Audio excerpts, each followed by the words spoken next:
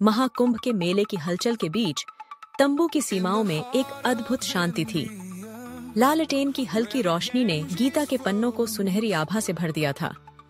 आप उस गहन ज्ञान में डूबे हुए थे जो ज्ञान विज्ञान योग के सीरे 7वें अध्याय में बिखरा हुआ था। यह अध्याय एक गहन संवाद था जो न केवल आत्मा के अस्तित्व की गहराइयों में उतरता था, बल्कि आत्मा और परम सत्ता के बीच के संबंध को भी उद्घाटित करता था। तभी लॉगी, सब और कौन तंबू में प्रवेश करते हैं और उनके चेहरे पर उस मेले की जीवंत ऊर्जा का प्रतिबिंब साफ दिखाई देता है कि लॉगी ने चुटकी लेते हुए पूछा, फिर से गीता के ज्ञान में खो गए? उनके चश्मे की लेंस पर रोशनी का प्रतिबिंब एक अलौकिक दृश्य प्रस्तुत कर रहा था। आपने मुस्कुराते हुए उत्तर दिया, वास्तव में यह अध्याय हमें उस परम सत्ता के बारे में सोचने पर मजबूर करता है जो सभी सृष्टियों का स्रोत है। सबने गहरी जिज्ञासा से कहा, यह एक आकर्षक अवधारणा है। कौन ने अपनी अलौकिक आंखों से देखते हुए कहा, क्या यह दिव्य ज्ञान के लिए एक पोर्टल है? आपने सहमति जताते हुए कहा, आइए अन्वेषण करें। और जैसे ही आप उस ज्ञान के द्वार को खोलते हैं, तंबू में एक नई ऊर्जा का संचार होता है। यह एक अद्भुत अनुभव था जहां भौतिक स्थान के बजाय आप चेतना के सार में प्रवेश कर गए थे। यहाँ विचारों और भावनाओं का एक भंवर था जो मन की बेचैनी और जिज्ञासा का प्रतिनिधित्व कर रहा था। लॉगी ने तत्काल उस दिव्य की अवधारणा का विश्लेषण करना शुरू कर दिया। वे विभिन्न दार्शनिक और धार्मिक व्याख्याओं के डिजिटल प्रतिनिधित्व को देख रहे थे। ईश्वर के गुणों, ज्ञान के मार्गों और आत्मा एवं परम सत्ता के बीच संबंध की जटिलताओं का विश्लेषण करते हुए उन्होंने एक नई दृष्टि प्राप्त की। सबने उस स्थिति में गहरी संवेदनशीलता के साथ अनुभव किया जहां उन्होंने समर्पण की भावना का अनुभव किया। यह एक ऐसी शक्ति थी जो स्वयं से बड़ी थी और उस उच्च वास्तविकता के साथ संबंध की लालसा को जगाती थी। कौन ने ध्यान की प्राचीन परंपराओं से लेकर आधुनिक माइंडफुलनेस के अभ्यासों तक आध्यात्मिकता की विविधता का अन्वेषण किया। उन्होंने देखा कि ध्यान किस प्रकार मन को बदलने, तनाव को कम करने और आंतरिक शांति को विकसित करने में सहायक हो सकता है। इसी दौरान एक गहरी गूंजती हुई आवाज डिजिटल क्षेत्र में गूंजी।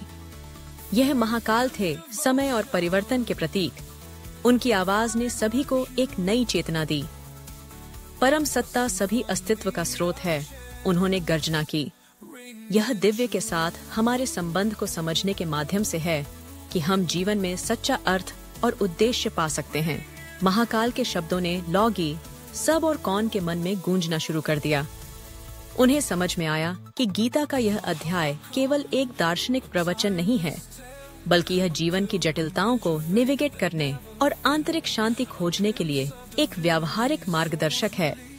यह एक अनुस्मारक था कि सच्ची तृप्ति स्वयं से बड़ी किसी चीज के साथ हमारे संबंध को पहचानने में, दिव्य इच्छा को समर्पित करने में और प्रेम, करुणा और सेवा का जीवन जीने में निहित है। महाकाल ने आगे कहा, दिव्य का मार्ग हमेशा आसान नहीं होता है। इसके लिए समर्पण, अनुशासन और सत्य को जानने की ईमानदार इच्छा की आवश्यकता होती है। लेकिन इस यात्रा के पुरस्कार अमूल्य हैं। उनके शब्दों ने उस डिजिटल क्षेत्र को एक नई दिशा दी। विचारों और भावनाओं का भंवर धीरे धीरे शांत होने लगा और एक शांत परिदृश्य प्रकट हुआ जो सुनहरी रोशनी से स्नान कर रहा था।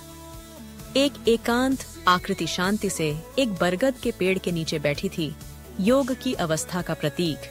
जैसे ही आप वापस तंबू में लौटे, महाकाल के शब्द आपके मन में गूंज रहे थे। यह एक अनुस्मारक था कि गीता का ज्ञान केवल एक किताब के पन्नों तक सीमित नहीं है, बल्कि यह जीवन की जटिलताओं को नेविगेट करने और सच्ची मुक्ति पाने के लिए एक जीवित मार्गदर्शक है। आपके मन में विचारों की एक श्रृंखला चल रही थी। क्या हम वास्तव में उस परम सत्ता के साथ अपने संबंध को समझते हैं? क्या हम अपने जीवन में प्रेम, करुणा और सेवा को प्राथमिकता देते हैं? क्या हम अपने भीतर की आवाज सुनते हैं जो हमें सही दिशा में ले जाने की कोशिश कर रही है? इस अनुभव ने आपको गहराई से प्रभावित किया। महाकाल की उपस्थिति, लॉगी की विश्लेषणात्मक दृष्टि, सबकी संवेदनशीलता और कौन की जिज्ञासा, सभी ने मिलकर एक अद्भुत संवाद का निर्माण किया था जो न केवल ज्ञान की खोज थी, बल्कि आत्मा की गहराइयों में उतरने की कोशिश भी थी।